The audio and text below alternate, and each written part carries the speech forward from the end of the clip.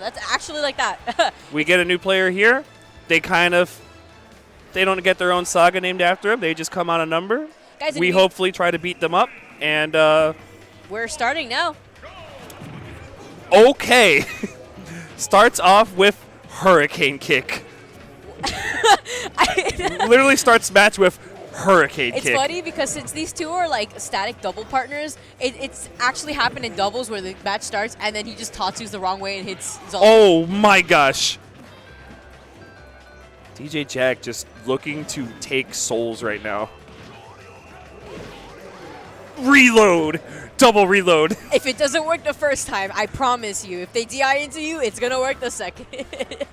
Okay. It does. Wow, poor Luma went. Luma got hit and went every direction. Now, interesting enough, we actually recently saw on stream Vinny play Rosalina versus DJ Jack, and we're definitely seeing a huge difference within this Rosalina play. I'm seeing a little bit more aggressive side from Xaltis, but as a player, I feel like that's just Xaltis in general. Xaltis just having a really tough go at things. DJ Jack just being so oppressive. Like, what can Xaltis do? Xaltis has to make a play, somehow dump DJ Jack off stage, but not even getting that opportunity. Oh my god. That almost killed. I mean, I'm not surprised. I was expecting it to kill. I'm not surprised, but yo, strong jab. Since he's still on his second stock, the amount of times that he's used True Shoryuken, I would expect it to stale at least a bit. I feel so bad every time Hurricane Kick connects. Oh my gosh, roundhouse jab again. Yep, that was hard jab. People get it mistaken with forward tilt. I'm like, no. Roundhouse jab. That was. It hits high. I'm assuming that's what it was. It was just the anti-air. Like, whoa. Wow. It does. That's why he uses it a lot on the ledge, actually. Because like I've seen like the strong forward tilt, the front kick, because that actually has some intangibility at the start. But just roundhouse jab, that was so much usage of it in that game. Guys, we got a villager counter pick and duck hunt. We're in for a show. It's actually really interesting because Xaltis and DJ Jack did play last night at Arcade Odyssey for that local. And I do recall correctly that Xaltis did go villager against DJ Jack and was doing pretty well. But DJ Jack managed to clutch it out. These power shields are really scary for Xaltis right now. I feel like the power shields for Ryu actually help him in the sense where since they have a different sound cue, it's basically, okay. I wish I had Ryu sound cue for power shield. So it helps you react out of the power shield better, I would feel like. That's a flub Shoryu there, but it's not, it doesn't make too much of it. Wow. 3 turnip. Another one. That's something that DJ Jax he needs to look out for. That multi-hit up smash. Power shield just walked up and power shielded the tree and booted villager. He has no fear.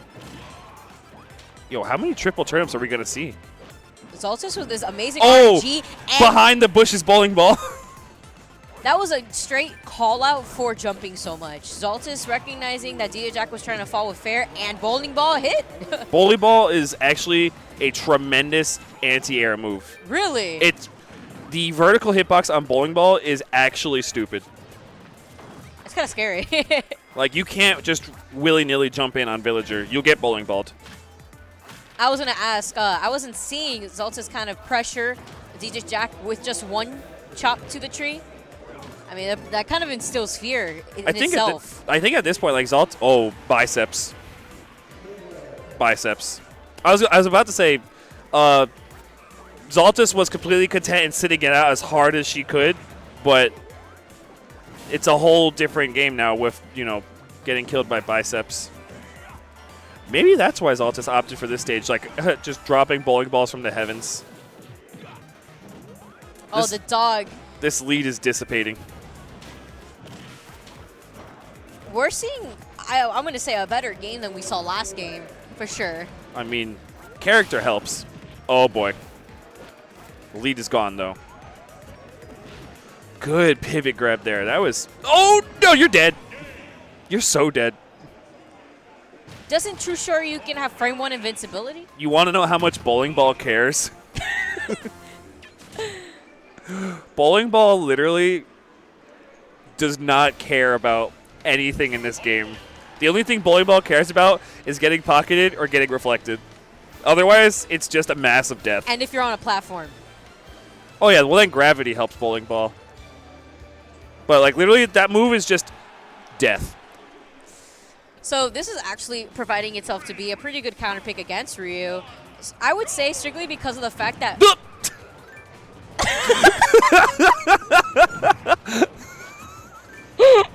I'm sorry. I had to stop myself. Oh, my God.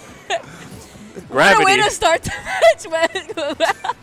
Right when we were mentioning how platforms do indeed make forward smash care for Villager, I will say that it's such a good idea to switch to characters like this, strictly because of the fact that it limits Ryu's options when it comes to trying to force the approach with focus.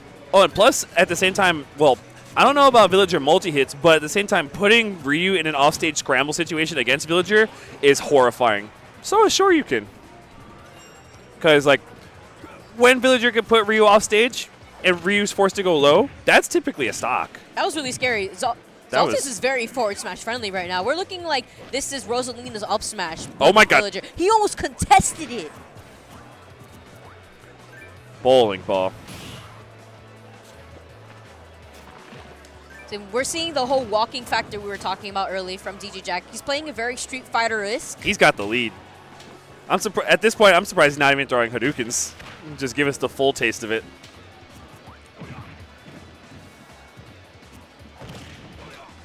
Okay. That was a really good call on the focus against Villager's down air. It was just unable to get anything out of it.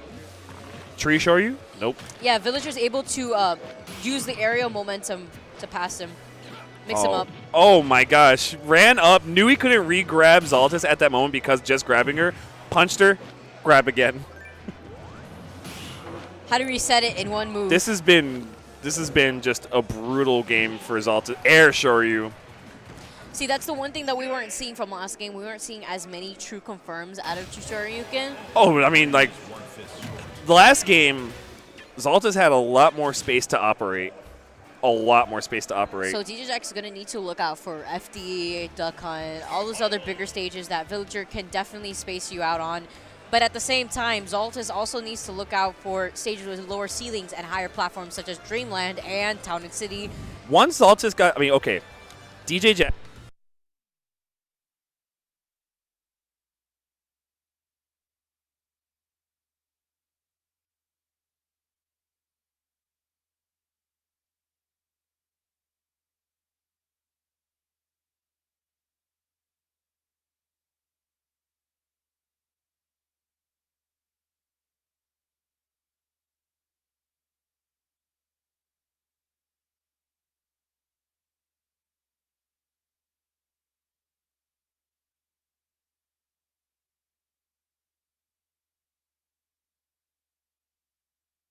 Commentators could. There you wait. go. Okay, we're back. Sorry about that, guys. We were having some technical difficulties within the stream table. Something fell from the table, got touched. The end of the world happened. Corgian got to suplex someone. All right, now we're fixing it now. It seems like the stream setup, unfortunately, has gone out as well. Power strip got tapped. Yeah, the power strip kind of just messed up. It happens. Stuff like this happens in tournaments all the time. You know what? Thankfully, it wasn't in the middle of a game. Oh my gosh, that would be horrible. I know that's happened before. Hasn't that happened to you? Oh, yeah, Apex 2012 during a doubles match. Were you winning? Times. Huh? Were you winning? No. Did you end up winning? Yeah. Look at his smug face.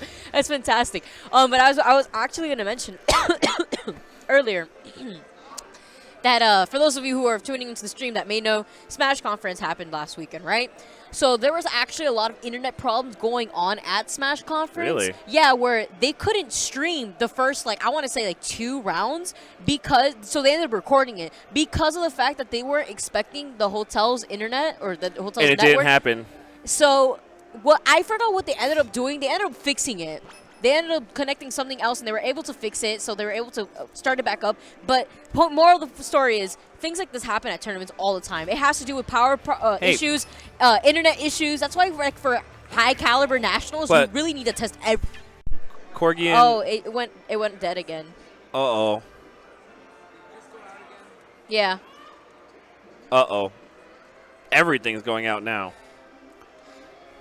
It's just unfortunate because it kind of shifts the momentum for the players, especially like when you're in the mid-set. Okay. What it does, because I can't say it's personally happened to me in a singles match, but one thing I've had to deal with a lot against particular opponents, going to go ahead and just name drop, against players like Sabric and MVD, if I've taken a game, one of the things that they've done if they don't jump right back into the game is essentially, and this all comes down to whether or not you're following a particular like time rule in between matches, because if there isn't, I've been iced before.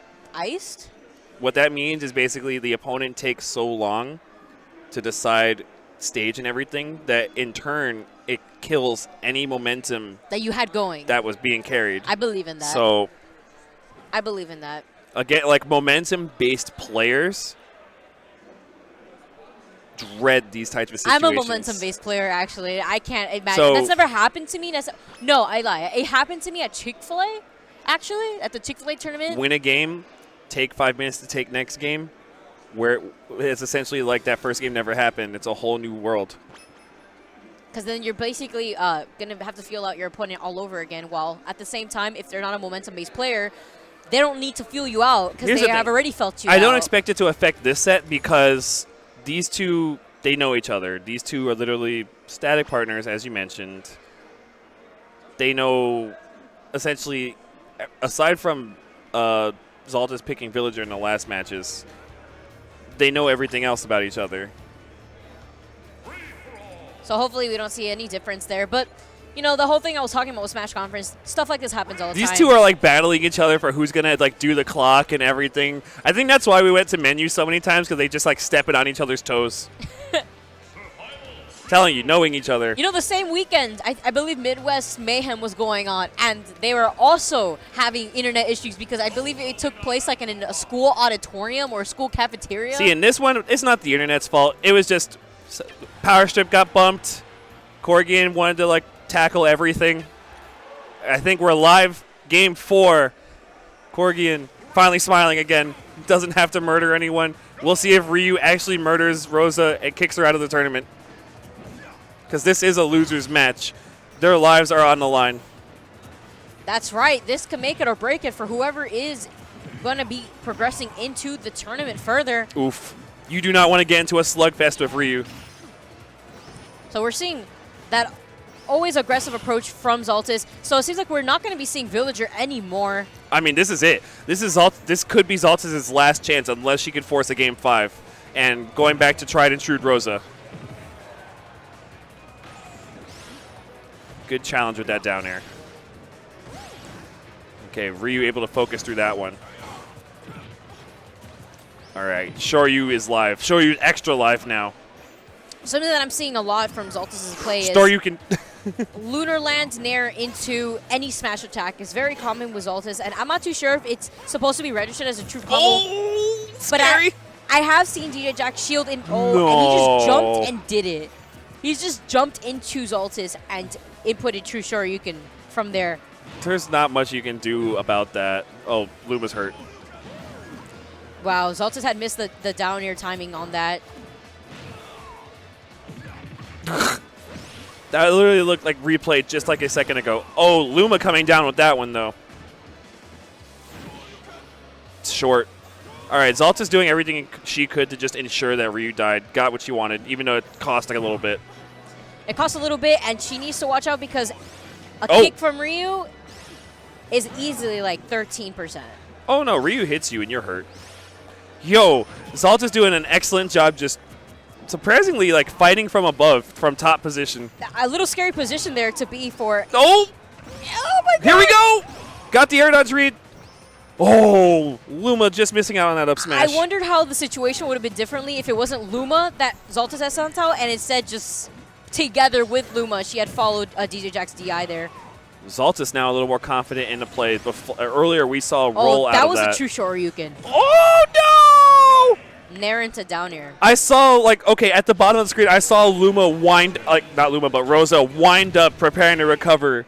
but before the recovery came out, Down hit blast zone. Hit blast zone. Because literally, like, before Rosa died, you could screenshot it. Before Rosa died, Rosa actually went into the up B pose. But because there's a little bit of a drawback to the start of it, blast zone got hit. How is Rosalina's recovery from so low? Like, if Rosalina is within the blast zone, can Rosalina make it back to ledge? I actually have yet to see. See, okay, I'm not sure if Xaltis had her double jump. If she had her double jump, She would have absolutely. been. Oh yeah, she would have been able to make it back from that. That was absolutely feasible recovery. But she was stuck in the hit stun from there into down air. So